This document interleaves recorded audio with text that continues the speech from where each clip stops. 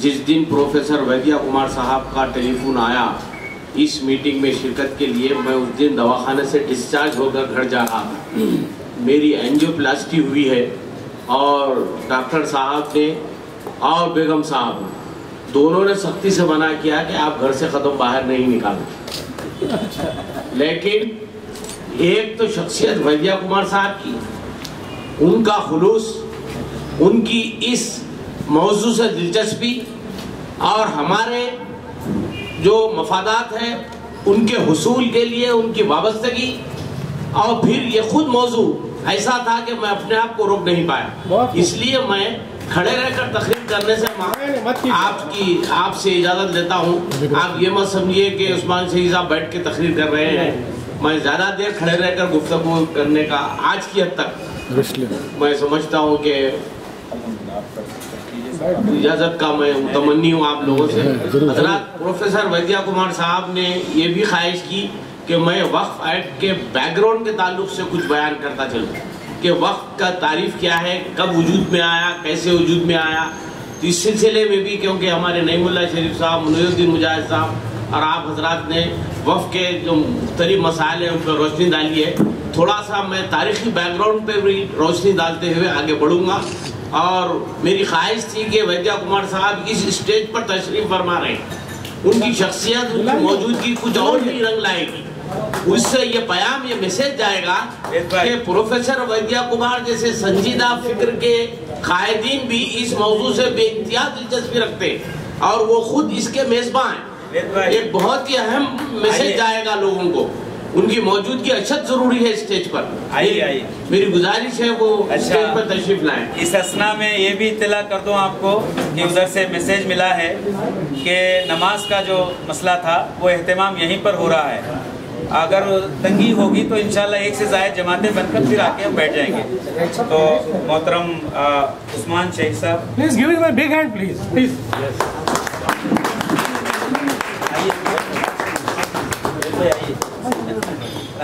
अच्छा आइए। वैसे वो भी बुजुर्ग कानूनदान की इस पर आए हैं, वरना नहीं आते होंगे। मौजूदगी जरूरी है। उस्मान भाई, ही इज एन इंजीनियर। तो मोअज़्ज़िज़ सामीन,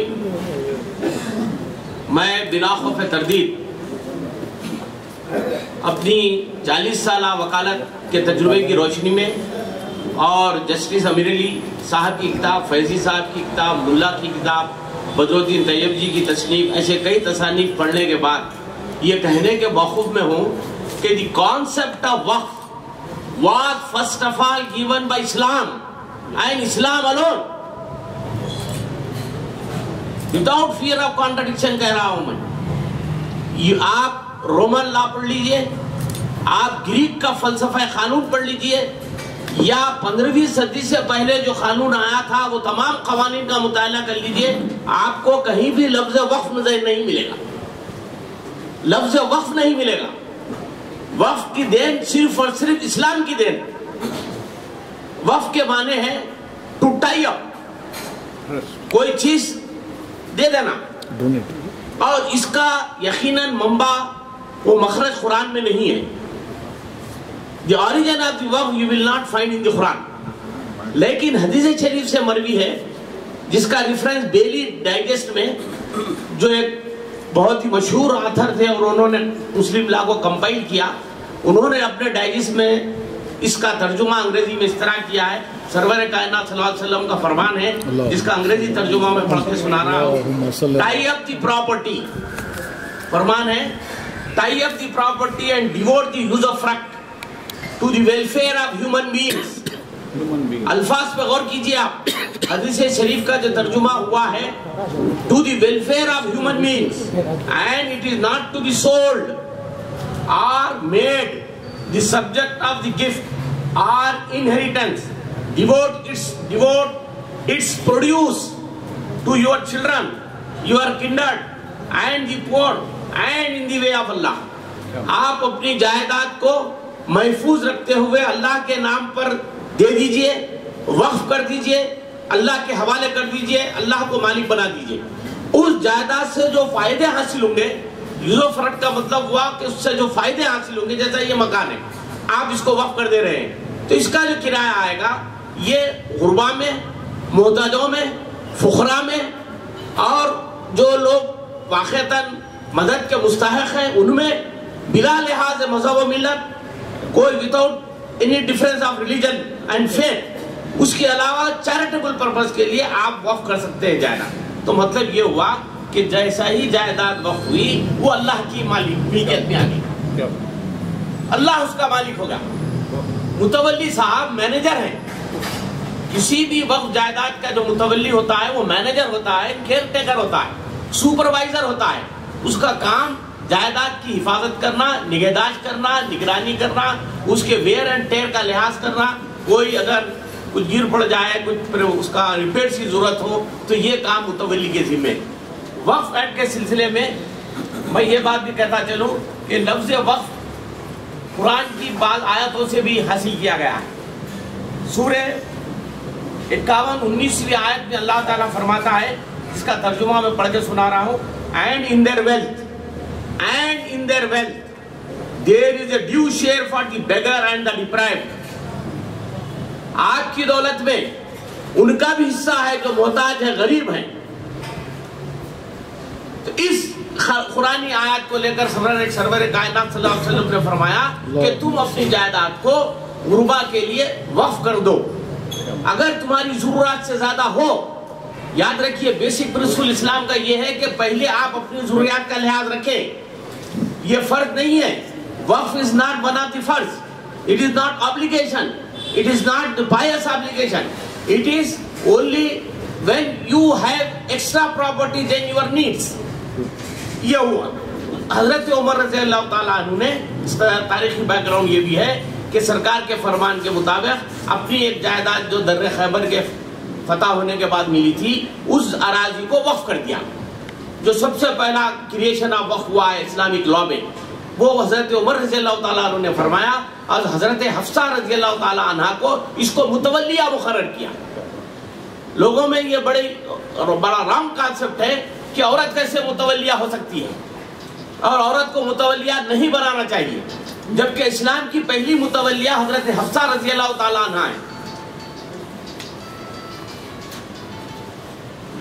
اور جب اس کی اسٹڈی ہوئی وقف کی تو فارین آتھرز بھی اس سے پیچھے نہیں رہے۔ پروفیسر ہنری کیٹن اپنی کتاب لا ان دا مڈل ایسٹ میں لکھتے ہیں کہ انسٹیٹیوشن آف وقف developed with Islam and the English word trust derived from وقف۔ یہ پروفیسر لکھتا ہے کہ یہ جو اسلامک لا ہے وہ جیسا جیسا اسلام ترقی کرتا گیا یہ قانون بھی ترقی کرتا گیا، تو گویا وقف کا قانون اسلام سے جڑا ہوا ہے۔ یہ ہم بہت ہی فخر کے ساتھ کہہ سکتے ہیں کہ وقف کی دین ہماری دین ہے۔ ساری دنیا کو اگر کسی نے دیا ہے وقف کا تصور تو ہم نے دیا، ہبہ کا تصور ہم نے دیا، اور اسی طرح کئی قوانین ہیں۔ بلکہ میں نے تو ہمیشہ اپنی تقریر میں کہا کہ قرآن ام القوانین ہے، قرآن ام القوانین ہے، مدر آف آل لاز۔ سارے قوانین اگر کہیں جا کر ملتے ہیں تو صرف قرآنی آیاتوں میں جا کر ملتے ہیں۔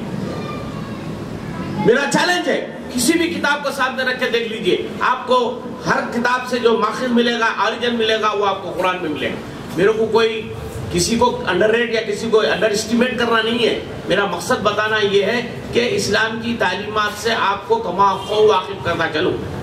ایک پروفیسر جوزف اسکیٹ اپنے پیپرز داخل کیے تھے، انہوں نے، اس کا نام ہے ارلی ڈاکٹرین آف وقف، اس میں بھی یہی کہتا ہے کہ جو وقف کی ابتدا ہوئی، جو کانسیپٹ دیا گیا وہ اسلام نے فرسٹ ٹائم دنیا کو دیا۔ اب کائنڈ آف وقف کے پاس آئیے کہ اوقاف کی کتنے قسمیں ہوتی ہیں۔ ایک ہے وقف بائی یوزر۔ وقف بائی یوزر کا مطلب یہ ہوتا ہے کہ کوئی جائیداد اگر مسلسل وقف کے لیے استعمال ہو، اغراض کے لیے وقف کے، جیسے قبرستان ہے، کوئی خطا زمین، خطا اراضی میں قبرستان وجود میں آ گیا، پہلی خبر، دوسری، تیسری، ایسے قبور کا اضافہ ہوتا گیا اور لوگ اس کو مسلسل کئی سالوں سے استعمال کرتے آ رہے ہیں۔ اگرچہ کہ اس کا رجسٹریشن وقف ایکٹ کے تحت وقف بورڈ میں نہیں ہے، اس کے باوجود اس کو وقف بائی یوزر کہا جاتا ہے۔ کوئی مسجد ہے، قطب شاہی دور ہے، اس سے پہلے کی مغلیہ دور کی ہے، جس کا وجود نہیں ہے ریکارڈ میں، منتخب نہیں ہے، لیکن اس میں نماز ہو رہی ہے، مسلسل عبادتیں ہو رہی ہیں تو اس کو وقف بائی یوزر کہا جائے گا۔ ایک وقف علی الاولاد ہے، یعنی آپ اگر اپنی جائیداد کا تحفظ چاہتے ہیں تو آپ اپنی اولاد کے نام پر وقف کر سکتے ہیں کہ یہ جائیداد میرے مرنے کے بعد میرے بیٹوں کو ملے گی، اس کے بعد ان کی نسل کو ملے گی، ایسا نسل در نسل یہ وقف جائیداد ہو جائے گی۔ وقف کے اس تعلق سے 1913 میں ایک کیس آیا تھا اور اس میں فتح محمد کے کیس میں پریوی کاؤنسل نے کہا وقف علی الاولاد اللیگل ہے، لیکن بعد میں ایک اور مقدمے میں پھر یہ کہا گیا، پریوی کاؤنسل نے کہا کہ نہیں صاحب وقف علی الاولاد جائز ہے، قانونی ہے۔ تو ایک ہوئی۔ دوسری قسم یہ ہے کہ وقف مشروط الخدمت۔ وقف مشروط الخدمت کا مطلب یہ ہوا کہ آپ کسی صاحب کو یہ کہہ کر کہ صاحب یہ میں وقف کر دے رہا ہوں درگاہ کے لیے، یا اراضی وقف کر دے رہا ہوں، آپ ذرا درگاہ کی دیکھ بھال کیجئے، فاتحہ خوانی کیجئے، ذرا جھاڑو واڑو دیتے رہیے، اس کی زمین سے جو فائدہ ہوگا اس میں آپ کی تنخواہ بھی دی جائے گی۔ مشروط الخدمت subject to rendering services, conditional وقف ہوا۔ اور اس متولی کے فرائض میں اب نیا جو قانون بنا ہے اور جو شروع سے قوانین ہے اس میں یہی ہے، متولی صاحب جائیداد فروخت نہیں کر سکتے۔ ڈویژن بینچ نے جس کی صدارت جناب آنریبل جسٹس نازوکی صاحب فرما رہے تھے، انہوں نے صاف کہہ دیا متولی cannot lease out the property for more than 3 years۔ 3 سال سے زیادہ کے لیے کوئی پراپرٹی کرائے پہ نہیں دی جا سکتی۔ یہ سٹل لا ہے، اس کے بعد کوئی پھر ڈیسیجن نہیں آیا ہائی کورٹ کا یا پھر سپریم کورٹ کا کہ اس ججمنٹ کو اوور رول کیا جا سکے۔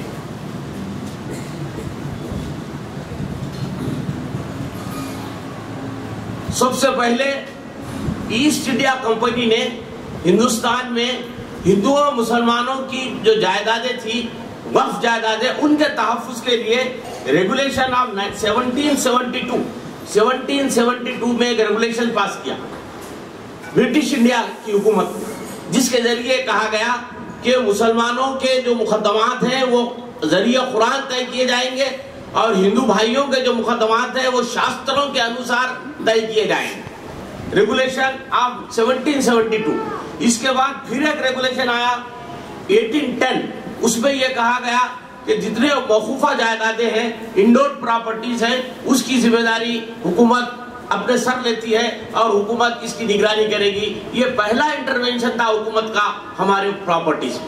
اس سے پہلے حکومت نے متولیوں کو، ٹرسٹیز کو، نگہبانوں کو، افراد کو، کمیٹیز کو کہا تھا آپ وقف کی نگرانی کیجیے، لیکن 1870 میں پہلی مرتبہ یہ ریگولیشن پاس ہوا برٹش انڈیا کی طرف سے، اور اس کا نتیجہ یہ نکلا کہ اس کے بعد مختلف ایکٹ بنتے گئے۔ ایک ہے مسلمان وقف ویلیڈیشن ایکٹ آف 1913 1913 میں مسلمان وقف ویلیڈیشن ایکٹ بنا to give retrospective effect to Act number 6 of 13۔ Act number 6 of 13 وقف علی الاولاد کے تعلق سے تھا، اس کو قانونی دینے کے لیے وقف یہ ویلیڈیشن ایکٹ بنایا گیا، یہ بھی انگریزوں کے دور کا ہے۔ پھر مسلمان وقف 1923 بنایا گیا، جس میں ریگارڈنگ متولیز ٹو فرنش ڈیٹیلز آف وقف پراپرٹی ٹو ڈسٹرکٹ جج، متولیز سے کہا گیا آپ اپنی جائیدادوں کی تفصیل ڈسٹرکٹ جج کو دیجیے۔ ڈیولپ ہوتے گا آہستہ آہستہ قانون۔ پہلے تو یہ کہا گیا کہ ٹرسٹیز یا جو لوگ نگہبان ہیں، کمیٹیاں بنائیں، وہ لوگ نگرانی کریں۔ پھر برٹش انڈیا کمپنی نے ریگولیشن پاس کیا کہ حکومت اس کی ذمہ داری لیتی ہے۔ پھر کہا گیا کہ آپ ڈسٹرکٹ مجسٹریٹ کے پاس اپنے تفصیلات پیش کیجئے کہ کون سی مسجد ہے، کہاں درگاہ ہے، کہاں خانقاہ ہے، کہاں عاشق خانہ ہے۔ ادھر حیدرآباد انڈومنٹ ریگولیشن 1349 فصلی میں نظام ہفتم علی الرحمن نے پہلی مرتبہ قائم کیا۔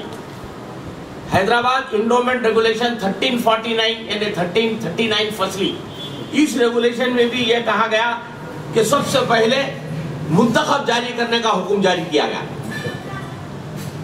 حیدرآباد کی حکومت نے اوقافی جائیدادوں کے تعلق سے کہا کہ وقف کی جائیدادوں کی تفصیل ایک رجسٹر میں لکھی جائے، اس کا ایریا کتنا ہے، اس کے حدود اربع کیا کیا ہیں، اور اس کا متولی کون ہے، واقف کون ہے، اغراض وقف کیا ہیں، یہ تمام چیزیں لکھی جائیں منتخب میں، اور اس کے لیے انہوں نے یہ ریگولیشن پاس کیا۔ پھر اسی ریگولیشن میں یہ کہا گیا کہ رجسٹریشن آف وقف انڈر سیکشن 16، یہ جتنے وقف پراپرٹیز ہیں ان سب کا رجسٹریشن کیا جائے۔ اور اس کے لیے ناظم امور مذہبی ایک عہدہ قائم کیا گیا. نظام کی حکومت میں اگر آپ اس کا مطالعہ کریں تو آپ یہ فخر سے کہہ سکیں گے کہ اس زمانے میں وقف کے اتنے جھگڑے نہیں تھے, انڈومنٹ کے بھی اتنے جھگڑے نہیں تھے جتنے جھگڑے آج پیدا ہوئے. کیوں؟ اس زمانے میں لوگ ایماندار تھے اور آج بے ایمان ہے, جس کا نتیجہ آپ وقف کی تباہی کی صورت میں دیکھ رہے ہیں. اب مسئلہ یہ آتا ہے کہ صاحب آخر وقف کے جائیداد کا تحفظ کیسے؟ مختلف تجاویز آئے ہیں آپ کے سامنے. سیاسی مداخلت ضروری ہے, سیاسی اس میں اثر و نفوذ ضروری ہے, لیکن اگر آپ 1947 سے لے کر آج تک ہندوستان کی تاریخ آزادی کا مطالعہ کریں, یعنی تاریخ ماں بعد آزادی, آفٹر انڈیپینڈنس, تو آپ کو محسوس ہوگا کہ سب سے بڑی مجرم عوام کی عدالت میں وقف جائیدادوں کو تباہ کرنے کے سلسلے میں حکومت ہند ہے.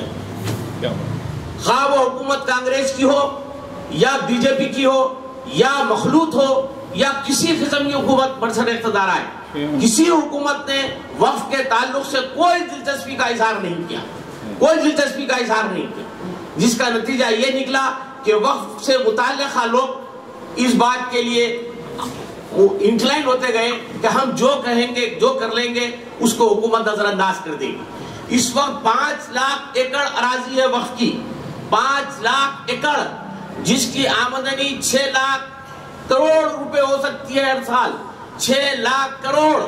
اگر یہ وقف کی جائیدادوں کا آپ کو صحیح استعمال ہو جائے تو ایک بھی مسلمان فقیر آپ کو نظر نہیں آئے گا ہندوستان میں. لیکن افسوس کی بات یہ ہے کہ حکومت نے ہمارے جو قوانین آج تک بنائے ہیں بشمول سینٹرل ایکٹ آف 1995, یعنی یہ ایکٹ جو بنا لا آف وقف آف 1995, یہ بھی ٹوتھ لیس باڈی ہے, بغیر دانت کے ہے. یہ اگر قطرے تو نشان نہیں پڑتا, تکلیف نہیں ہوتی. یہ ٹوتھ لیس ایکٹ ہے. کیوں ٹوتھ لیس ایکٹ ہے؟ کیونکہ اس میں ایگزیکٹو پاور وقف بورڈ کو نہیں دیے گئے. اے پی ہاؤسنگ بورڈ ہے. اگر آپ اے پی ہاؤسنگ بورڈ کی کوئی جائیداد سے قبضہ سے بے دخل نہ ہو, کرایہ دار ہیں آپ, اور یہ کہیں گے صاحب میں خالی نہیں کرتا, تو آپ کو ایک نوٹس دی جائے گی 15 دن کی, مہینے بھر کی درخواست دی جائے گی. وہاں ایک اتھارٹی ہے, اسٹیچوٹری, وہ اتھارٹی وہ درخواست پہ غور کرے گی اور آپ کو 2 مہینے میں, میکسیمم 6 مہینے میں تخلیہ ہو جائے گا. پولیس جائے گی اور آپ کا سامان باہر پھینک دے گی. ایسا ہی پاور وقف بورڈ کو دیا جانا چاہیے تھا. اس کو عاملانہ اختیارات کہتے ہیں, ایگزیکٹو پاور, کہ ہم آرڈر پاس کریں تو اس پہ عمل بھی ہم ہی کریں. آج کیا ہوتا ہے, سیکشن 53 آف دی وقف ایکٹ آف 1995 میں یقیناً انکروچمنٹ پہ مقدمہ قائم ہوتا ہے.